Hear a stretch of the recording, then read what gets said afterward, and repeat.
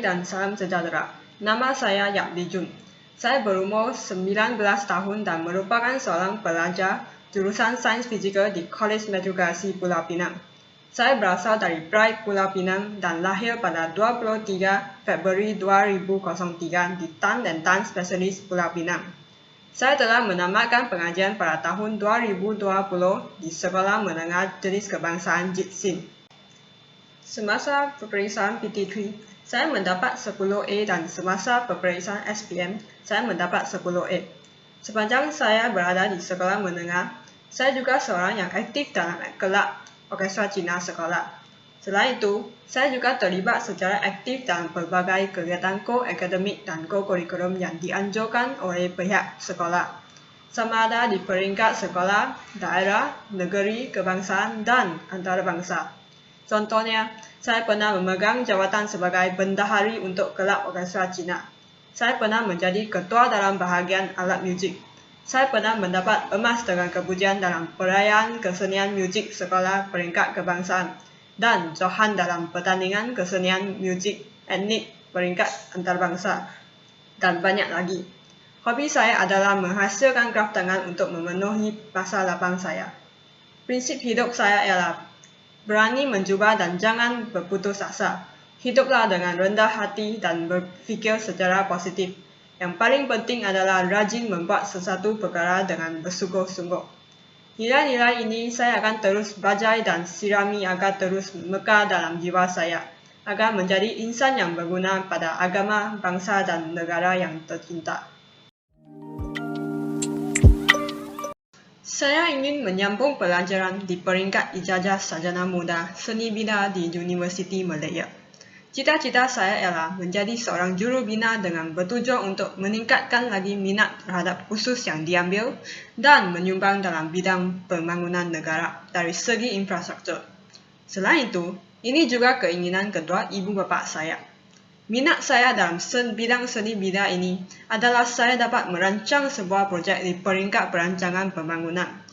Bidang seni bina merupakan bidang yang sangat mencabar, tetapi jika anda merasakan ianya satu bidang yang susah dan tidak menarik, ternyata anda silap sama sekali kerana bidang seni bina ini mempunyai banyak keunikan yang ramai tidak ketahui. Saya berminat untuk membuat pelan reka bentuk dan merancang sesuatu benda tentang bangunan yang akan dibina. Kelebihan industri seni bina adalah peluang untuk mendapat gaji lumayan dan manfaat sampingan. Seperti yang kita tahu, bidang seni bina ini bukanlah satu bidang yang mudah untuk diceburi. Oleh itu, gaji yang dibayar juga adalah setimpal dengan tahap kepakaran anda dalam bidang seni bina nanti. Semakin banyak pengalaman dan kemahiran anda, semakin banyaklah gaji yang akan dibayar. Selain itu, anda juga akan mendapat manfaat sampingan yang lebih baik berbanding bidang pekerjaan yang lain. Selain itu, boleh mendapat peluang pekerjaan untuk bekerja di luar negara. Kepakaran seseorang dalam bidang seni bina ini sangat diperlukan di seluruh negara kerana bidang seni bina tidak mempunyai had atau batasan dan kepakaran tidak hanya diperlukan di negara anda sahaja. Kepakaran dalam bidang seni bina mempunyai permintaan yang sangat tinggi di serata dunia. Jika berhasrat untuk bekerja sambil melancong, bidang seni bina antara bidang yang bersesuaian bukan sahaja dapat melancong, tetapi juga dapat melihat seluruh bangunan yang dibina dengan pesat di seluruh negara. Pihak universiti perlu menerima permohonan saya kerana saya mempunyai banyak personaliti diri yang positif. Contohnya, saya seorang yang sangat berdisiplin, bertanggungjawab, bermotivasi, bijak mengurus masa, bekerja sama dan lain-lain. Semua aspek tersebut adalah sangat penting untuk menjadi seorang jurubina yang berwawasan serta berhemat tinggi dalam bidang seni bina. Misalnya, semasa berada di sekolah menengah, saya adalah seorang ketua dan bendahari yang boleh memberi contoh kepada rakan-rakan sekolah yang lain. Saya juga mendapat anugerah emas dalam aktiviti ko-kurikulum beberapa kali. Ini membuktikan lagi bahawa saya memang seorang yang berdisiplin dan bertanggungjawab. Selain itu, Saya juga mempunyai kemahiran komunikasi yang tinggi dalam bahasa Inggris dan bahasa Mandarin. Saya juga mendapat keputusan yang cemerlang dalam sekolah menengah. Untuk laluan kejayaan jurubina seterusnya, setelah menambahkan pengajian selama 4 tahun dalam bidang seni bina, kemudian saya perlu mencari pengalaman di mana-mana syarikat yang menawarkan pekerjaan jurubina. Setelah berjaya mendapat pekerjaan tersebut, saya perlulah bekerja dengan berhemat. Saya juga perlu berkhidmat selama minimum 4 tahun sebagai jurubina di mana-mana syarikat. Barulah saya diiktiraf sebagai jurubina yang bertauliah. Pada pendapat saya, perpaduan kaum dalam kalangan rakyat Malaysia dapat dipertingkatkan dengan menganjurkan majlis rumah terbuka.